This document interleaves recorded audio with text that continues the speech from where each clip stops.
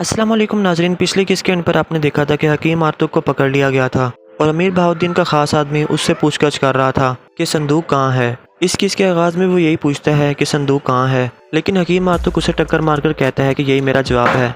इस पर बातुराल उस पर तशद्दुद करने लगता है गर्म लोहे से, जबकि दूसरी जानिब कमांडर उरानोस ने इल्बिल्गे खातून को पकड़ लिया था और वो अपने किले ले आया था। इल्बिल्गे खातून को एक कमरे में बंद कर दिया गया था। इल्बिल्गे खातून कमांडर से कहती है कि तुम इस पर पछताओगे, जबकि इल्बिल्गे खातून शदीद गुस्से में थी। इसी दौरान उरानोस मरकजी हाल में पहुंचता है। ड्रागोस खड़ा होकर कहता है, तुमने बहुत अच्छा काम किया है उरानोस, तुमने सोने के साथ इल्बिल्गे को भी पकड़कर एक बड़ी फतह दिलाई है। उरानोस कहता है, तो फिर इनाम को हमें अपनी आंखों से देखना चाहिए हुजूर। ये कहकर वो सिक्कों वाले संदूक खोलने लगता है। ड्रागोस सिक्के देखकर बहुत खुश हो जाता है। फिर वो कुछ सिक्के उठा लेता है और फिर वो चौंक जाता है और उसकी हंसी बंद हो जाती है। दूसरी तरफ आर्तुर और उसके सिपाही सोगोत के सराय महल में पहुंच चुके थे और मिकीस से पूछता है, हकीम आर्तुक साहब कहाँ हैं? मिकीस कहता है, वो तो टेक्स्ट हवाले करके सुबह ही कबीले की तरफ रवाना हो गए थे। ये सुनकर आर्तुर चौंक जाता है। आर्तुर और बमसी एक तरफ जाकर कुछ सोचने लगते हैं। इतने में बेबुलत और दूसरे आदमी अंदर दाखिल होते हैं। आर्तुर पूछता है, खैर है बेबुलत साहब, आप काफ़ी गुस्से में हैं। बेबुलत कहता है कि अपने सिपाही इकट्ठे करें आर्तुर साहब, हम किले पर हमला करने जा रहे हैं। आर्तुर कहता है, क्या बात है? तुर्गुत कहता है, उन्होंने टेक्स्ट वाले काफिले पर हमला किया था सरदार। उमर कबीले के काफ़ी ज़्यादा सिपाही शहीद हो चुके हैं और गौज़ाल जख्मी हो गया है।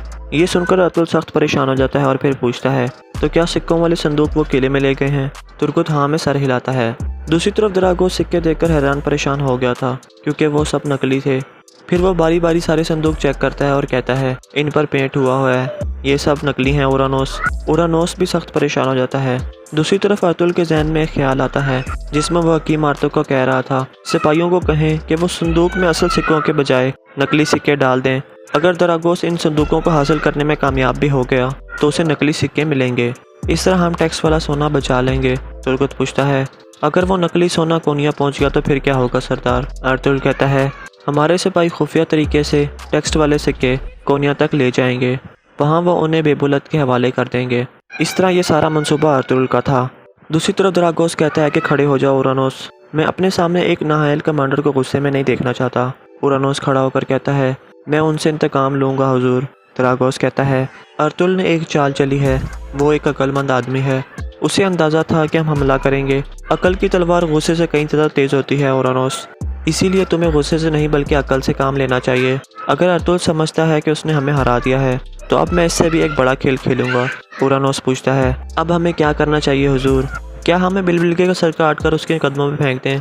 ड्रागोस कहता है, इल्बिल्गे को मारना एक गलती होगी, हमें उसे जिंदा रखने की ज़रूरत है। अब मेरी बात गौर से सुनो।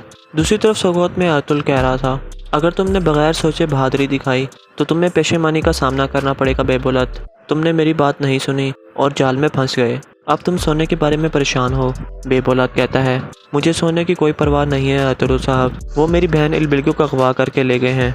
ये सुनकर आर्तुर सोच में पड़ जाता है। इसके बाद काई कबीले का मंजर सामने आता है। हाइमा खातून और सेलजान खातून खैमों के कवर चेक कर रही थीं। इस दौरान सेलजान दोबारा एक सुराख देख लेती है और कहती है, आप मुझे मना कर रही थी कि मैं हफ्सा खातून पर गुस्सा ना करूं, अब देखिए मैं इनसे खैमे कैसे बनाऊंगी।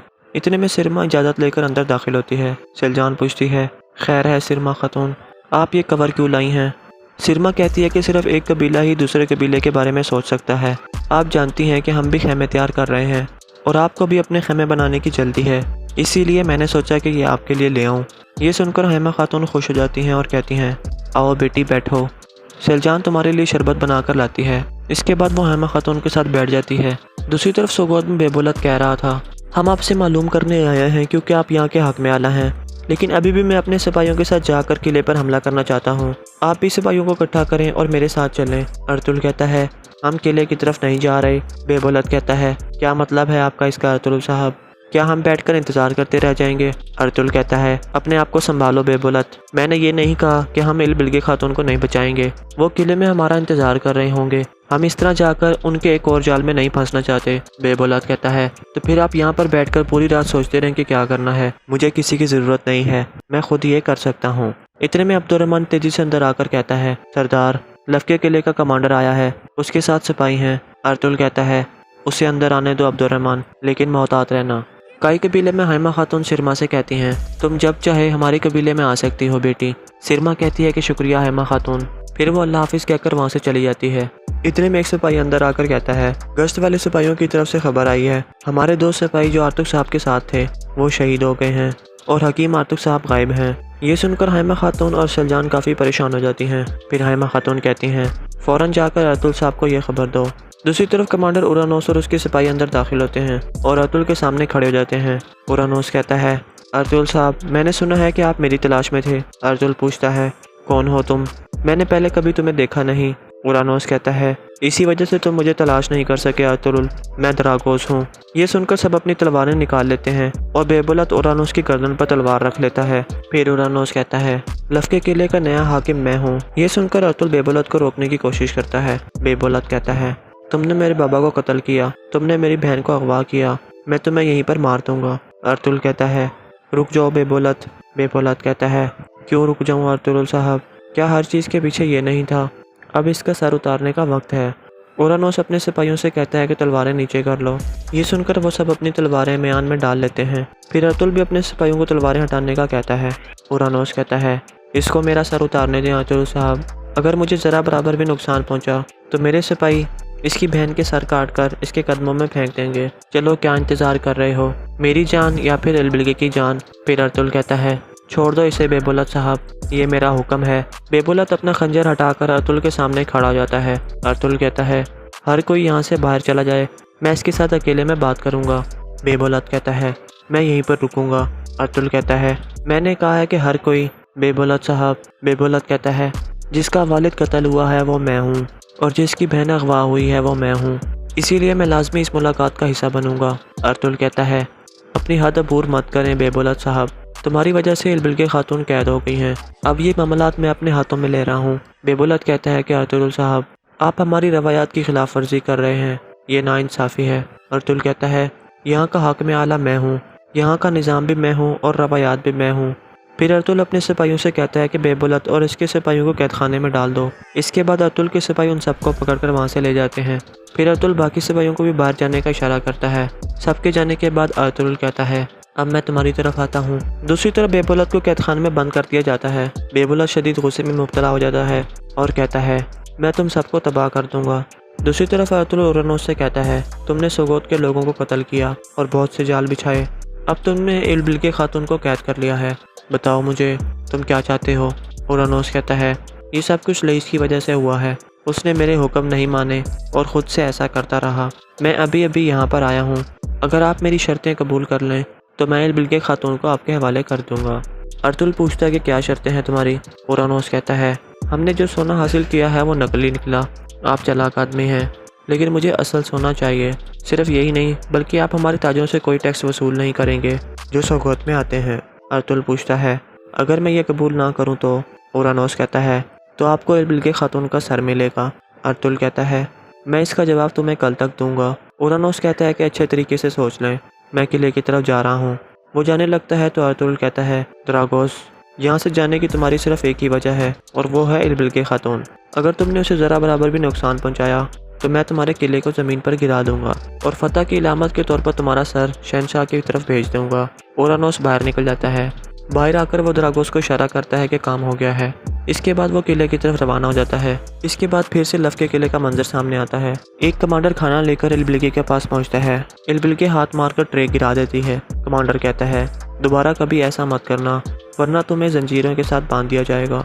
इल्बिलगे कहती है, एक दफ़ा मैं यहाँ से निकल जाऊँ फिर मैं इस किले को तुम सबकी कब्र बना दूंगी। कमांडर मुस्कुराते हुए बाहर निकल जाता है। इसके बाद एक गार का मंजर सामने आता है जिसके अंदर हकीम आर्तुक को रखा गया था। अमीर बहाउद्दीन का आदमी बातोराल कहता है, तो आखिरकार तुम होश में आ गए। जब तक तुम मुझे उस मंगोलों वाले संदूक के बारे में नहीं बताते थे तुम्हें मौत नहीं मिलेगी और ना ही यहाँ से रिहाई मिलेगी। हकीम आर्तुक कहता है, क्या तुम्हें वाकई लगता है कि मुझे अपनी जान की परवाह है? मैं तुम जैसे गलीस को एक लफ्ज़ भी नहीं बताऊंगा। बातोर एक मुक्का मारकर कहता है, तो फिर मैं तुम्हारे टुकड़े टुकड़े करके तुम्हें मौत दूंगा और सबसे पहले तुम्हारी आंखें लूंगा। फिर वो अपने आदमी से कहता है कि जल्दी से आग जलाओ। दूसरी तरफ तुर्गुत पूछता है, उस कुत्ते दरागोस ने क्या कहा सरदार? अतुल कहता है, वो आदमी दरागोस नहीं है तुर्गुत, एक आदमी जिसने सोगत में इतनी कत्लो गारत की वो इतनी आसानी से अपनी शनाख्त ज़ाहिर नहीं कर सकता। बामसी पूछता है, तो फिर वो आदमी कौन है सरदार? अर्तुल कहता है, ये आदमी भी लईस की तरह दरागोस की एक कठपुतली है। ऐसा करके वो हमें अपने हदफ से हटाने की कोशिश कर रहे हैं ताकि दरागोस आसानी से अपना काम जारी रख सके। तुर्गुत पूछता है कि वो इलबिल्गे खातून के बदले में क्या चाहते हैं सरदार? अर्तुल कहता है, वो असली सोना चाहता है। कल मैं किले जाकर उसे अपना फैसला सुनाऊंगा। वो ये जंग चालों के जरिए लड़ना चाहते हैं। अब ये वक्त तलवार का नहीं बल्कि अकल का वक्त है बमसी। लेकिन वक्त आने पर हम अपना लोहा इस्तेमाल करके उन्हें जहन्नम में भेज देंगे। फिर अर्तुल कहता है, उन सिपाहियों को वापस बुला लो जो सोना लेकर कोनिया की तरफ गए हैं तुर्गुत। उन्हें कहो कि वो सोना वापस ले आएं। दूसरी तरफ दरागोस का आदमी तारा मिकीस के पास मौजूद था और कहता है, हमने जो सिक्के हासिल किए वो नकली निकले। क्या तुम इस बारे में जानते थे? मिकीस कहता है, मैं कुछ नहीं जानता। मैं कसम खाता हूँ कि मैंने अभी भी इस बारे में सुना है। तारा कहता है, तो फिर तुम्हारा क्या फ़ायदा? कमांडर दरागोस का सबर जवाब दे रहा है, तुमने अभी तक कुछ भी नहीं किया। तुम्हारी बीवी और बच्चा हर वक्त मौत के करीब होते जा रहे हैं। मिकीस कहता है, बताओ मुझे क्या करना होगा? तारा कहता है कि पता लगाओ कि असली सोना कहाँ है और हमारे लिए कोई आम मालूमात लेकर आओ, वरना तुम्हारे बीवी और बच्चा मारे जाएंगे। ये कहकर तारा वहाँ से चला जाता है और मिकीस भी उसके पीछे बाहर आ जाता है। इसी दौरान मर्गिन छुपकर उन्हें देख रहा था। वो उन दोनों को इकट्ठे बाहर आते हुए और बातें करते हुए देख लेता है। अर्तुल ने मर्गिन को तारा पर नजर रखने को कहा था क्योंकि वो निको और त्यो का साथी था। इसके बाद उमर कबीले का मंजर सामने आता है। सिरमा इलबिल्गे की खास लड़की से पूछती है, मुझे बताओ इलबिल्गे खातून अमीर बहाउद्दीन से शादी क्यों नहीं करना चाहती?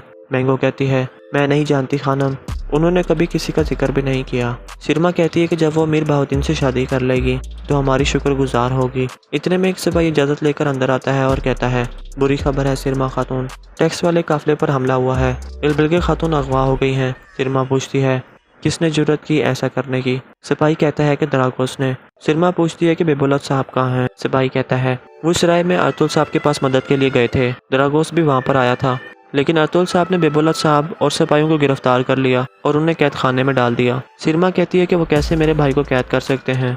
सिपाहियों को तैयार करो, हम सराय महल की तरफ जा रहे हैं। दूसरी तरफ मेरगर ने सब कुछ अर्तुल को बता दिया था। तुर्गुत कहता है, तो तारा और मिकीस छुपकर मिल रहे हैं। बामसी कहता है, आप हुक्म करें सरदार, मैं उन दोनों को पकड़कर यहाँ पर ले आता हूँ। अर्तुल कहता है, जब तक आप ये नहीं जान लेते कि कुआं कितना गहरा है आप उसमें रस्सी नहीं फेंक सकते बमसी। अभी हम कुआं में एक पत्थर फेंकने जा रहे हैं, फिर सूरत हाल वाज़ेह होगी। इतने में दुमरुल अंदर आकर कहता है, कबीले से खबर आई है सरदार, आर्तुक साहब के लिए जाल बिछाया गया। उनके साथ जाने वाले 2 सिपाही शहीद हो चुके हैं और आर्तुक साहब गायब हैं। ये सुनकर अर्तुल काफ़ी परेशान हो जाता है और पूछता है, कोई निशान मिला है? दुमरुल कहता है कि नहीं सरदार, गुंदुज और सुलेमान सिपाहियों को लेकर तलाश के लिए निकल गए हैं। बमसी पूछता है, ऐसा कौन कर सकता है सरदार? अर्तुल कहता है, आर्तुक साहब हमारे सारे राज जानते हैं बमसी।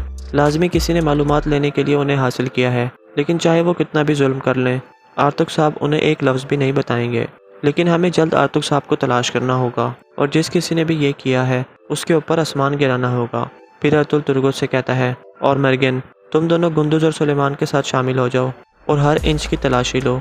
आर्तुक साहब को तलाश किए बगैर वापस मत आना तुर्गुत। ये सुनकर वो सब बाहर निकल जाते हैं और अर्तुल सख्त गुस्से में आ जाता है और यहाँ पर किस ख़त्म हो जाती है। अस्सलाम वालेकुम नाजरीन, पिछले किस्से पर आपने देखा था कि हकीम आर्तुक को पकड़ लिया गया था और अमीर बहाउद्दीन का खास आदमी उससे पूछताछ कर रहा था कि संदूक कहाँ है। इस किस्से के आगाज़ में वो यही पूछता है कि संदूक कहाँ है, लेकिन हकीम आर्तुक उसे टक्कर मारकर कहता है कि यही मेरा जवाब है। इस पर बातुराल उस पर तशद्दुद करने लगता है गर्म लोहे से, जबकि दूसरी जानिब कमांडर उरानोस ने इलबिल्गे खातून को पकड़ लिया था और वो अपने किले ले आया था। इलबिल्गे खातून को एक कमरे में बंद कर दिया गया था। इलबिल्गे खातून कमांडर से कहती है कि तुम इस पर पछताओगे, जबकि इलबिल्गे खातून शदीद गुस्से में थी। इसी दौरान उरानोस मरकजी हाल में पहुंचता है। दरागोस खड़ा होकर कहता है, तुमने बहुत अच्छा काम किया है उरानोस, तुमने सोने के साथ इलबिल्गे को भी पकड़कर एक बड़ी फतह दिलाई है। उरानोस कहता है, तो फिर इनाम को हमें अपनी आंखों से देखना चाहिए हुजूर। ये कहकर वो सिक्कों वाले संदूक खोलने लगता है। दरागोस सिक्के देखकर बहुत खुश हो जाता है। फिर वो कुछ सिक्के उठा लेता है और फिर वो चौंक जाता है और उसकी हंसी बंद हो जाती है। दूसरी तरफ अर्तुल और उसके सिपाही सोवोत के सराय महल में पहुंच चुके थे और मिकीस से पूछता है, हकीम आर्तुक साहब कहाँ हैं? मिकीस कहता है, वो तो टेक्स्ट हवाले करके सुबह ही कबीले की तरफ रवाना हो गए थे। ये सुनकर अर्तुल चौंक जाता है। अर्तुल और बमसी एक तरफ जाकर कुछ सोचने लगते हैं। इतने में बेबुलत और दूसरे आदमी अंदर दाखिल होते हैं। अर्तुल पूछता है, खैर है बेबुलत साहब, आप काफ़ी गुस्से में हैं। बेबुलत कहता है कि अपने सिपाही इकट्ठे करें अर्तुल साहब, हम किले पर हमला करने जा रहे हैं। अर्तुल कहता है, क्या बात है? तुर्गुत कहता है, उन्होंने टैक्स वाले काफिले पर हमला किया था सरदार, उमर कबीले के काफ़ी ज़्यादा सिपाही शहीद हो चुके हैं और गौज़ाल जख्मी हो गया है। ये सुनकर अतुल सख्त परेशान हो जाता है और फिर पूछता है, तो क्या सिक्कों वाले संदूक वो किले में ले गए हैं? तुर्कुत हाँ में सर हिलाता है। दूसरी तरफ दरागोस सिक्के देखकर हैरान परेशान हो गया था क्योंकि वो सब नकली थे। फिर वो बारी बारी सारे संदूक चेक करता है और कहता है, इन पर पेंट हुआ है, ये सब नकली हैं। ओरानोस भी सख्त परेशान हो जाता है। दूसरी तरफ अतुल के जहन में एक ख्याल आता है जिसमें वो हकीम आर्तुक को कह रहा था, सिपाहियों को कहें कि वो संदूक में असल सिक्कों के बजाय नकली सिक्के डाल दें। अगर दरागोस इन संदूकों को हासिल करने में कामयाब भी हो गया तो उसे नकली सिक्के मिलेंगे। इस तरह हम टैक्स वाला सोना बचा लेंगे।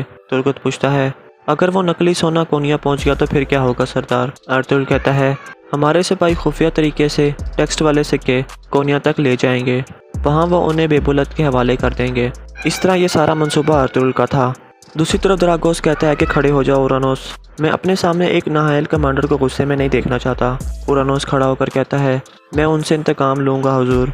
दरागोस कहता है, अतुल ने एक चाल चली है, वो एक अक्लमंद आदमी है, उसे अंदाज़ा था कि हम हमला करेंगे। अकल की तलवार गुस्से से कई ज़्यादा तेज़ होती है ओरानोस, इसीलिए तुम्हें गुस्से से नहीं बल्कि अकल से काम लेना चाहिए। अगर अतुल समझता है कि उसने हमें हरा दिया है तो अब मैं इससे भी एक बड़ा खेल खेलूंगा।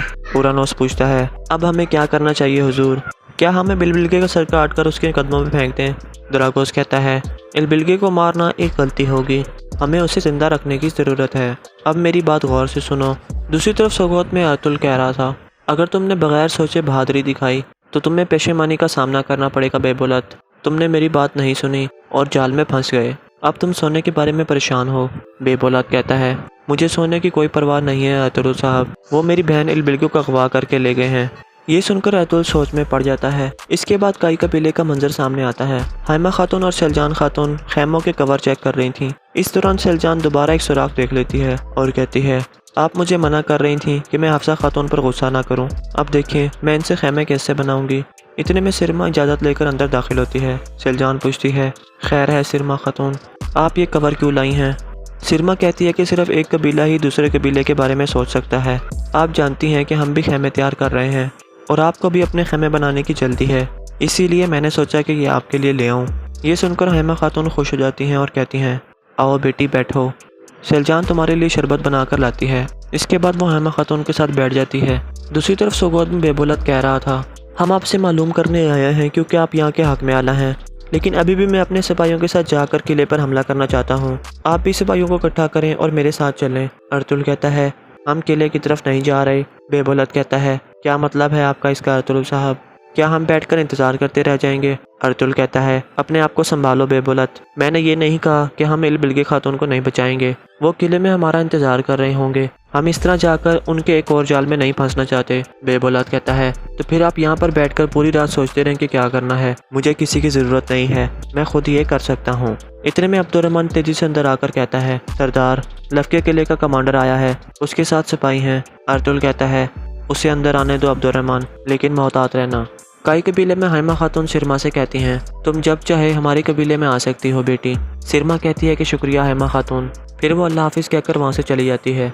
इतने में एक सिपाही अंदर आकर कहता है, गश्त वाले सिपाहियों की तरफ से खबर आई है, हमारे दो सिपाही जो आर्तुक साहब के साथ थे वो शहीद हो गए हैं और हकीम आर्तुक साहब गायब हैं। ये सुनकर हाइमा खातून और सेलजान काफ़ी परेशान हो जाती हैं। फिर हाइमा खातून कहती हैं, फ़ौरन जाकर अतुल साहब को यह खबर दो। दूसरी तरफ कमांडर ओरानोस और उसके सिपाही अंदर दाखिल होते हैं और अतुल के सामने खड़े हो जाते हैं। ओरानोस कहता है, अतुल साहब मैंने सुना है कि आप मेरी तलाश में थे। अतुल पूछता है, कौन हो तुम? मैंने पहले कभी तुम्हें देखा नहीं। ओरानोस कहता है, इसी वजह से तुम मुझे तलाश नहीं कर सके अतुल, मैं दरागोस हूँ। ये सुनकर सब अपनी तलवारें निकाल लेते हैं और बेबुलत ओरानोस की गर्दन पर तलवार रख लेता है। फिर ओरानोस कहता है, लफ्के किले का नया हाकिम मैं हूँ। ये सुनकर अतुल बेबुलत को रोकने की कोशिश करता है। बेबुलत कहता है, तुमने मेरे बाबा को कत्ल किया, तुमने मेरी बहन को अगवा किया, मैं तुम्हें यहीं पर मार दूंगा। अतुल कहता है, रुक जाओ बेबुलत। बेबुलत कहता है, क्यों रुक जाऊँ अतुल साहब, क्या हर चीज़ के पीछे ये नहीं था? अब इसका सर उतारने का वक्त है। ओरानोस अपने सिपाहियों से कहता है कि तलवारें नीचे कर लो। ये सुनकर वो सब अपनी तलवारें म्यान में डाल लेते हैं। फिर अतुल भी अपने सिपाहियों को तलवारें हटाने का कहता है। ओरानोस कहता है, इसको मेरा सर उतारने दें अतुल साहब, अगर मुझे ज़रा बराबर भी नुकसान पहुंचा तो मेरे सिपाही इसकी बहन के सर काट कर इसके कदमों में फेंक देंगे। चलो क्या इंतज़ार कर रहे हो, मेरी जान या फिर इलबिलगे की जान? फिर अतुल कहता है, छोड़ दो इसे बेबुलत साहब, ये मेरा हुक्म है। बेबुलत अपना खंजर हटाकर अर्तुल के सामने खड़ा हो जाता है। अर्तुल कहता है, हर कोई यहाँ से बाहर चला जाए, मैं इसके साथ अकेले में बात करूँगा। बेबुलत कहता है, मैं यहीं पर रुकूंगा। अर्तुल कहता है, मैंने कहा है कि हर कोई। बेबुलत साहब। बेबुलत कहता है, जिसका वालिद कत्ल हुआ है वो मैं हूँ और जिसकी बहन अगवा हुई है वो मैं हूँ, इसीलिए मैं लाजमी इस मुलाकात का हिस्सा बनूंगा। अर्तुल कहता है, अपनी हद अबूर मत करें बेबुलत साहब, तुम्हारी वजह से इलबिल खातून कैद हो गई हैं। अब ये मामलात मैं अपने हाथों में ले रहा हूँ। बेबुलत कहता है कि अर्तुल साहब, आप हमारी रवायात की खिलाफ वर्जी कर रहे हैं, ये नाइंसाफ़ी है। अर्तुल कहता है, यहाँ का हाकिम आला मैं हूँ, यहाँ का निज़ाम भी मैं हूँ और रवायात भी मैं हूँ। फिर अर्तुल अपने सिपाहियों से कहता है कि बेबुलत और इसके सिपाहियों को कैद खाने में डाल दो। इसके बाद अर्तुल के सिपाही उन सबको पकड़कर वहाँ से ले जाते हैं। फिर अर्तुल बाकी सिपाहियों को भी बाहर जाने का इशारा करता है। सबके जाने के बाद अर्तुल कहता है, अब मैं तुम्हारी तरफ आता हूँ। दूसरी तरफ बेबुलत को कैद खाने में बंद कर दिया जाता है। बेबुलत शदीद गुस्से में मुब्तला हो जाता है और कहता है, मैं तुम सबको तबाह कर दूंगा। दूसरी तरफ अर्तुल ओरनोस से कहता है, तुमने सोगोत के लोगों को कत्ल किया और बहुत से जाल बिछाए, अब तुमने इलबिल खातून को कैद कर लिया है, बताओ मुझे तुम क्या चाहते हो। ओरनोस कहता है, ये सब कुछ लईस की वजह से हुआ है, उसने मेरे हुक्म नहीं माने और ख़ुद से ऐसा करता रहा। मैं अभी अभी यहाँ पर आया हूँ, अगर आप मेरी शर्तें कबूल कर लें तो मैं इलबिल खातून को आपके हवाले कर दूँगा। अर्तुल पूछता है कि क्या शर्तें हैं तुम्हारी। ओरनोस कहता है, हमने जो सोना हासिल किया है वो नकली निकला, आप चालाक आदमी हैं, लेकिन मुझे असल सोना चाहिए। सिर्फ यही नहीं बल्कि आप हमारे ताजों से कोई टैक्स वसूल नहीं करेंगे जो सौगत में आते हैं। अर्तुल पूछता है, अगर मैं ये कबूल ना करूं तो। ओरनोस कहता है, तो आपको इलबिल खातून का सर मिलेगा। अर्तुल कहता है, मैं इसका जवाब तुम्हें कल तक दूंगा। ओरनोस कहता है कि अच्छे तरीके से सोच लें, मैं किले की तरफ जा रहा हूँ। वो जाने लगता है तो अर्तुल कहता है, द्रागोस, यहाँ से जाने की तुम्हारी सिर्फ एक ही वजह है और वो है इलबिल खातून। अगर तुमने उसे ज़रा बराबर भी नुकसान पहुँचाया तो मैं तुम्हारे किले को ज़मीन पर गिरा दूंगा और फतह की इलामत के तौर पर तुम्हारा सर शहनशाह की तरफ भेज दूंगा। ओरनोस बाहर निकल जाता है। बाहर आकर वो द्रागोस को इशारा करता है कि काम हो गया है। इसके बाद वो किले की तरफ रवाना हो जाता है। इसके बाद फिर से लफ के किले का मंजर सामने आता है। एक कमांडर खाना लेकर इलबिल के पास पहुंचता है। इलबिल के हाथ मारकर ट्रे गिरा देती है। कमांडर कहता है, दोबारा कभी ऐसा मत करना वरना तुम्हें जंजीरों के साथ बांध दिया जाएगा। इलबिल कहती है, एक दफ़ा मैं यहाँ से निकल जाऊँ फिर मैं इस किले को तुम सबकी कब्र बना दूंगी। कमांडर मुस्कुराते हुए बाहर निकल जाता है। इसके बाद एक गार का मंजर सामने आता है जिसके अंदर हकीम आर्तुक को रखा गया था। अमीर बहाउद्दीन का आदमी बातोराल्ब कहता है, तो आखिरकार तुम होश में आ गए। जब तक तुम मुझे उस मंगोलों वाले संदूक के बारे में नहीं बताते थे तुम्हें मौत नहीं मिलेगी और ना ही यहाँ से रिहाई मिलेगी। हकीम आर्तुक कहता है, क्या तुम्हें वाकई लगता है कि मुझे अपनी जान की परवाह है? मैं तुम जैसे गलीस को एक लफ्ज़ भी नहीं बताऊंगा। बातोर एक मुक्का मारकर कहता है, तो फिर मैं तुम्हारे टुकड़े टुकड़े करके तुम्हें मौत दूंगा और सबसे पहले तुम्हारी आंखें लूंगा। फिर वो अपने आदमी से कहता है कि जल्दी से आग जलाओ। दूसरी तरफ तुर्गुत पूछता है, उस कुत्ते द्रागोस ने क्या कहा सरदार? अर्तुल कहता है, वो आदमी द्रागोस नहीं है तुर्गुत, एक आदमी जिसने सोगोत में इतनी कत्लो गारत की वो इतनी आसानी से अपनी शनाख्त जाहिर नहीं कर सकता। बामसी पूछता है, तो फिर वो आदमी कौन है सरदार? अर्तुल कहता है, ये आदमी भी लईस की तरह द्रागोस की एक कठपुतली है। ऐसा करके वो हमें अपने हदफ से हटाने की कोशिश कर रहे हैं ताकि द्रागोस आसानी से अपना काम जारी रख सके। तुर्गुत पूछता है कि वो इलबिल खातून के बदले में क्या चाहते हैं सरदार? अर्तुल कहता है, वो असली सोना चाहता है।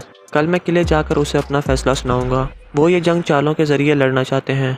अब ये वक्त तलवार का नहीं बल्कि अकल का वक्त है बमसी, लेकिन वक्त आने पर हम अपना लोहा इस्तेमाल करके उन्हें जहन्नम में भेज देंगे। फिर अर्तुल कहता है, उन सिपाहियों को वापस बुला लो जो सोना लेकर कोनिया की तरफ गए हैं तुर्गुत, उन्हें कहो कि वो सोना वापस ले आएं। दूसरी तरफ द्रागोस का आदमी तारा मिकिस के पास मौजूद था और कहता है, हमने जो सिक्के हासिल किए वो नकली निकले, क्या तुम इस बारे में जानते थे? मिकिस कहता है, मैं कुछ नहीं जानता, मैं कसम खाता हूँ कि मैंने अभी भी इस बारे में सुना है। तारा कहता है, तो फिर तुम्हारा क्या फ़ायदा?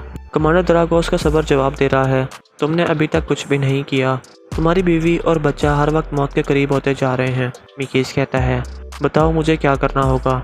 तारा कहता है कि पता लगाओ कि असली सोना कहाँ है और हमारे लिए कोई आम मालूमात लेकर आओ वरना तुम्हारी बीवी और बच्चा मारे जाएंगे। ये कहकर तारा वहाँ से चला जाता है और मिकीस भी उसके पीछे बाहर आ जाता है। इसी दौरान मर्गिन छुपकर उन्हें देख रहा था। वो उन दोनों को इकट्ठे बाहर आते हुए बातें करते हुए देख लेता है। अर्तुल ने मर्गिन को तारा पर नजर रखने को कहा था क्योंकि वो निको और त्यो का साथी था। इसके बाद उमर कबीले का मंजर सामने आता है। सिरमा इलबिल की खास लड़की से पूछती है, मुझे बताओ इलबिल खातून अमीर बहाउद्दीन से शादी क्यों नहीं करना चाहती? मैंगो कहती है, मैं नहीं जानती खानम, उन्होंने कभी किसी का जिक्र भी नहीं किया। सिरमा कहती है कि जब वो अमीर बहाउद्दीन से शादी कर लेगी तो हमारी शुक्रगुजार होगी। इतने में एक सिपाही इजाज़त लेकर अंदर आता है और कहता है, बुरी खबर है सिरमा खातून, टैक्स वाले काफिले पर हमला हुआ है, इलबिल्गे खातून अगवा हो गई हैं। सिरमा पूछती है, किसने जुर्रत की ऐसा करने की? सिपाही कहता है कि दरागोस ने। सिरमा पूछती है कि बेबुलत साहब कहाँ हैं? सिपाही कहता है, वो सराय में अर्तुल साहब के पास मदद के लिए गए थे, दरागोस भी वहाँ पर आया था, लेकिन अर्तुल साहब ने बेबुलत साहब और सिपाहियों को गिरफ्तार कर लिया और उन्हें कैद खाने में डाल दिया। सिरमा कहती है कि वो कैसे मेरे भाई को कैद कर सकते हैं? सिपाहियों को तैयार करो, हम सराय महल की तरफ जा रहे हैं। दूसरी तरफ मेरगर ने सब कुछ अर्तुल को बता दिया था। तुर्गुत कहता है, तो तारा और मिकिस छुपकर मिल रहे हैं। बामसी कहता है, आप हुक्म करें सरदार, मैं उन दोनों को पकड़कर यहाँ पर ले आता हूँ। अर्तुल कहता है, जब तक आप ये नहीं जान लेते कि कुआं कितना गहरा है, आप उसमें रस्सी नहीं फेंक सकते बमसी। अभी हम कुआं में एक पत्थर फेंकने जा रहे हैं, फिर सूरत हाल वाजे होगी। इतने में दुमरुल अंदर आकर कहता है, कबीले से खबर आई है सरदार, आर्तुक साहब के लिए जाल बिछाया गया, उनके साथ जाने वाले 2 सिपाही शहीद हो चुके हैं और आर्तुक साहब गायब हैं। ये सुनकर अर्तुल काफ़ी परेशान हो जाता है और पूछता है, कोई निशान मिला है? दुमरुल कहता है कि नहीं सरदार, गुंदुज और सुलेमान सिपाहियों को लेकर तलाश के लिए निकल गए हैं। बमसी पूछता है, ऐसा कौन कर सकता है सरदार? अर्तुल कहता है, आर्तुक साहब हमारे सारे राज जानते हैं बमसी, लाजमी किसी ने मालूमात लेने के लिए उन्हें हासिल किया है, लेकिन चाहे वो कितना भी जुल्म कर लें, आर्तुक साहब उन्हें एक लफ्ज़ भी नहीं बताएंगे। लेकिन हमें जल्द आर्तुक साहब को तलाश करना होगा और जिस किसी ने भी ये किया है उसके ऊपर आसमान गिराना होगा। फिर अर्तुल तुर्गुत से कहता है, और मर्गिन, तुम दोनों गुंदुज और सुलेमान के साथ शामिल हो जाओ और हर इंच की तलाशी लो। आर्तुक साहब को तलाश किए बगैर वापस मत आना तुर्गुत। ये सुनकर वो सब बाहर निकल जाते हैं और अर्तुल सख्त गुस्से में आ जाता है और यहाँ पर किस ख़त्म हो जाती है।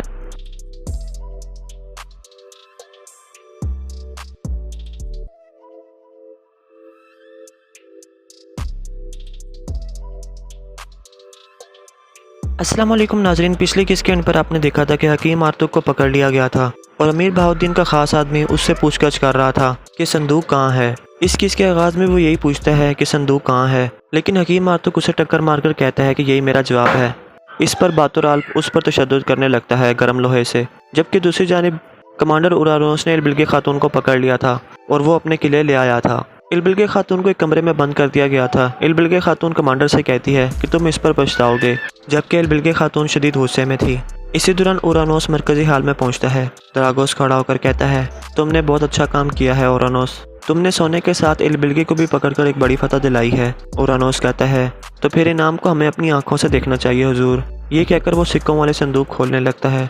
दरागोस सिक्के देखकर बहुत खुश हो जाता है, फिर वो कुछ सिक्के उठा लेता है और फिर वो चौंक जाता है और उसकी हंसी बंद हो जाती है। दूसरी तरफ अर्तुल और उसके सिपाही सोगोत के सराय महल में पहुंच चुके थे और मिकीस से पूछता है, हकीम आर्तुक साहब कहाँ हैं?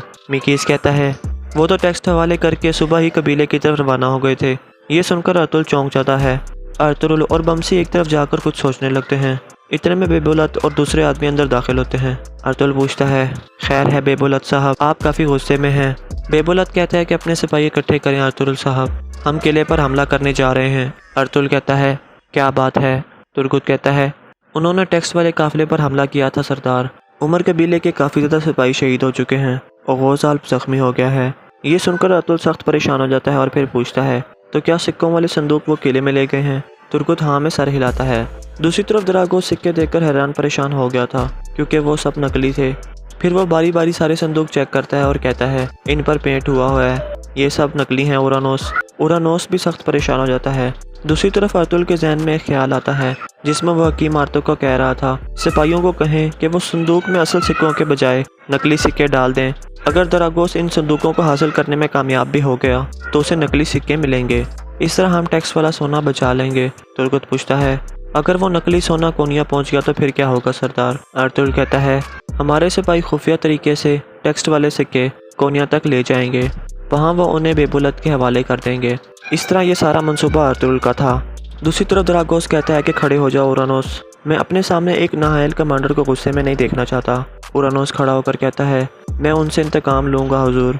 दरागोस कहता है, अर्तुल ने एक चाल चली है, वो एक अक्लमंद आदमी है, उसे अंदाज़ा था कि हम हमला करेंगे। अकल की तलवार गुस्से से कहीं ज़्यादा तेज़ होती है उरानोस, इसीलिए तुम्हें गुस्से से नहीं बल्कि अकल से काम लेना चाहिए। अगर अर्तुल समझता है कि उसने हमें हरा दिया है तो अब मैं इससे भी एक बड़ा खेल खेलूंगा। उरानोस पूछता है, अब हमें क्या करना चाहिए हुजूर? क्या हमें इलबिल्गे का सर काट कर उसके कदमों में फेंक दें? द्रागोस कहता है, इलबिल्गे को मारना एक गलती होगी, हमें उसे जिंदा रखने की ज़रूरत है। अब मेरी बात गौर से सुनो। दूसरी तरफ सोगोत में अर्तुल कह रहा था, अगर तुमने बगैर सोचे बहादुरी दिखाई तो तुम्हें पेशेमानी का सामना करना पड़ेगा बेबुलत। तुमने मेरी बात नहीं सुनी और जाल में फंस गए। अब तुम सोने के बारे में परेशान हो। बेबुलत कहता है, मुझे सोने की कोई परवाह नहीं है अर्तुल साहब, वो मेरी बहन इलबिल्गे को अगवा करके ले गए हैं। ये सुनकर अर्तुल सोच में पड़ जाता है। इसके बाद काई कबीले का मंजर सामने आता है। हाइमा खातून और सेलजान खातून खैमों के कवर चेक कर रही थीं। इस दौरान सेलजान दोबारा एक सुराख देख लेती है और कहती है, आप मुझे मना कर रही थी कि मैं हफ्सा खातून पर गुस्सा ना करूं। अब देखिए मैं इनसे खैमे कैसे बनाऊंगी। इतने में सिरमा इजाज़त लेकर अंदर दाखिल होती है। सेलजान पूछती है, खैर है सिरमा खातून, आप ये कवर क्यों लाई हैं? सिरमा कहती है कि सिर्फ एक कबीला ही दूसरे कबीले के बारे में सोच सकता है। आप जानती हैं कि हम भी खैमे तैयार कर रहे हैं और आपको भी अपने खैमे बनाने की जल्दी है, इसीलिए मैंने सोचा कि ये आपके लिए ले आऊँ। ये सुनकर हाइमा खातून खुश हो जाती हैं और कहती हैं, आओ बेटी बैठो, सेलजान तुम्हारे लिए शरबत बनाकर लाती है। इसके बाद वो हाइमा खातून के साथ बैठ जाती है। दूसरी तरफ सोगोत में बेबुलत कह रहा था, हम आपसे मालूम करने आए हैं क्योंकि आप यहाँ के हक में आला हैं, लेकिन अभी भी मैं अपने सिपाहियों के साथ जाकर किले पर हमला करना चाहता हूँ। आप भी सिपाहियों को इकट्ठा करें और मेरे साथ चलें। अर्तुल कहता है, हम किले की तरफ नहीं जा रहे। बेबुलत कहता है, क्या मतलब है आपका इसका अर्तुल साहब? क्या हम बैठकर इंतजार करते रह जाएंगे? अर्तुल कहता है, अपने आप को संभालो बेबुलत, मैंने ये नहीं कहा कि हम इलबिल्गे खातून को नहीं बचाएंगे। वो किले में हमारा इंतजार कर रहे होंगे, हम इस तरह जाकर उनके एक और जाल में नहीं फंसना चाहते। बेबुलत कहता है, तो फिर आप यहाँ पर बैठकर पूरी रात सोचते रहें कि क्या करना है। मुझे किसी की ज़रूरत नहीं है, मैं खुद ये कर सकता हूँ। इतने में अब्दुर्रहमान तेजी से अंदर आकर कहता है, सरदार लफ्के किले का कमांडर आया है, उसके साथ सिपाही हैं। अर्तुल कहता है, उसे अंदर आने दो अब्दुर्रहमान, लेकिन मोहतात रहना। काई कबीले में हाइमा खातून सिरमा से कहती हैं, तुम जब चाहे हमारे कबीले में आ सकती हो बेटी। सिरमा कहती है कि शुक्रिया हाइमा खातून। फिर वो अल्लाह हाफिज़ कहकर वहाँ से चली जाती है। इतने में एक सिपाही अंदर आकर कहता है, गश्त वाले सिपाहियों की तरफ से खबर आई है, हमारे दो सिपाही जो आर्तुक साहब के साथ थे वो शहीद हो गए हैं और हकीम आर्तुक साहब गायब हैं। ये सुनकर हाइमा खातून और सेलजान काफ़ी परेशान हो जाती हैं। फिर हाइमा खातून कहती हैं, फ़ौरन जाकर अर्तुल साहब को यह खबर दो। दूसरी तरफ कमांडर उरानोस और उसके सिपाही अंदर दाखिल होते हैं और अर्तुल के सामने खड़े हो जाते हैं। उरानोस कहता है, अर्तुल साहब, मैंने सुना है कि आप मेरी तलाश में थे। अर्तुल पूछता है, कौन हो तुम? मैंने पहले कभी तुम्हें देखा नहीं। उरानोस कहता है, इसी वजह से तुम मुझे तलाश नहीं कर सके अर्तुल, मैं द्रागोस हूँ। ये सुनकर सब अपनी तलवारें निकाल लेते हैं और बेबुलत उरानोस की गर्दन पर तलवार रख लेता है। फिर उरानोस कहता है, लफ्के किले का नया हाकिम मैं हूँ। ये सुनकर अर्तुल बेबुलत को रोकने की कोशिश करता है। बेबुलत कहता है, तुमने मेरे बाबा को कत्ल किया, तुमने मेरी बहन को अगवा किया, मैं तुम्हें यहीं पर मार दूंगा। अर्तुल कहता है, रुक जाओ बेबुलत। बेबुलत कहता है, क्यों रुक जाऊँ अर्तुल साहब, क्या हर चीज़ के पीछे ये नहीं था? अब इसका सर उतारने का वक्त है। उरानोस अपने सिपाहियों से कहता है कि तलवारें नीचे कर लो। ये सुनकर वो सब अपनी तलवारें म्यान में डाल लेते हैं। फिर अर्तुल भी अपने सिपाहियों को तलवारें हटाने का कहता है। उरानोस कहता है, इसको मेरा सर उतारने दें अर्तुल साहब, अगर मुझे ज़रा बराबर भी नुकसान पहुँचा तो मेरे सिपाही इसकी बहन के सर काट कर इसके कदमों में फेंक देंगे। चलो क्या इंतज़ार कर रहे हो, मेरी जान या फिर इलबिल्गे की जान? फिर अर्तुल कहता है, छोड़ दो इसे बेबुलत साहब, ये मेरा हुक्म है। बेबुलत अपना खंजर हटाकर अर्तुल के सामने खड़ा हो जाता है। अर्तुल कहता है, हर कोई यहाँ से बाहर चला जाए, मैं इसके साथ अकेले में बात करूँगा। बेबुलत कहता है, मैं यहीं पर रुकूँगा। अर्तुल कहता है, मैंने कहा है कि हर कोई। बेबुलत साहब। बेबुलत कहता है, जिसका वालिद कत्ल हुआ है वो मैं हूँ और जिसकी बहन अगवा हुई है वो मैं हूँ, इसीलिए मैं लाजमी इस मुलाकात का हिस्सा बनूंगा। अर्तुल कहता है, अपनी हद अबूर मत करें बेबुलत साहब, तुम्हारी वजह से इलबिल्गे खातून कैद हो गई हैं, अब ये मामलात मैं अपने हाथों में ले रहा हूँ। बेबुलत कहता है कि अर्तुल साहब, आप हमारी रवायात की खिलाफ वर्जी कर रहे हैं, ये नाइंसाफ़ी है। अर्तुल कहता है, यहाँ का हाकिम आला मैं हूँ, यहाँ का निज़ाम भी मैं हूँ और रवायात भी मैं हूँ। फिर अर्तुल अपने सिपाहियों से कहता है कि बेबुलत और इसके सिपाहियों को कैद खाने में डाल दो। इसके बाद अर्तुल के सिपाही उन सबको पकड़कर वहाँ से ले जाते हैं। फिर अर्तुल बाकी सिपाहियों को भी बाहर जाने का इशारा करता है। सबके जाने के बाद अर्तुल कहता है, अब मैं तुम्हारी तरफ आता हूँ। दूसरी तरफ बेबुलत को कैद खाने में बंद कर दिया जाता है। बेबुलत शदीद गुस्से में मुब्तला हो जाता है और कहता है, मैं तुम सबको तबाह कर दूंगा। दूसरी तरफ अर्तुल उरानोस से कहता है, तुमने सोगोत के लोगों को कत्ल किया और बहुत से जाल बिछाए, अब तुमने इलबिल्गे खातून को कैद कर लिया है, बताओ मुझे तुम क्या चाहते हो? उरानोस कहता है, ये सब कुछ लईस की वजह से हुआ है, उसने मेरे हुक्म नहीं माने और ख़ुद से ऐसा करता रहा। मैं अभी अभी यहाँ पर आया हूँ, अगर आप मेरी शर्तें कबूल कर लें तो मैं इल बिल्के खातून को आपके हवाले कर दूंगा। अर्तुल पूछता है कि क्या शर्तें हैं तुम्हारी। ओरानोस कहता है, हमने जो सोना हासिल किया है वो नकली निकला। आप चालाक आदमी हैं, लेकिन मुझे असल सोना चाहिए। सिर्फ यही नहीं बल्कि आप हमारे ताजों से कोई टैक्स वसूल नहीं करेंगे जो सौगत में आते हैं। अर्तुल पूछता है, अगर मैं ये कबूल ना करूं तो? ओरानोस कहता है, तो आपको इल बिल्के खातून का सर मिलेगा। अर्तुल कहता है, मैं इसका जवाब तुम्हें कल तक दूंगा। ओरानोस कहता है कि अच्छे तरीके से सोच लें, मैं किले की तरफ जा रहा हूँ।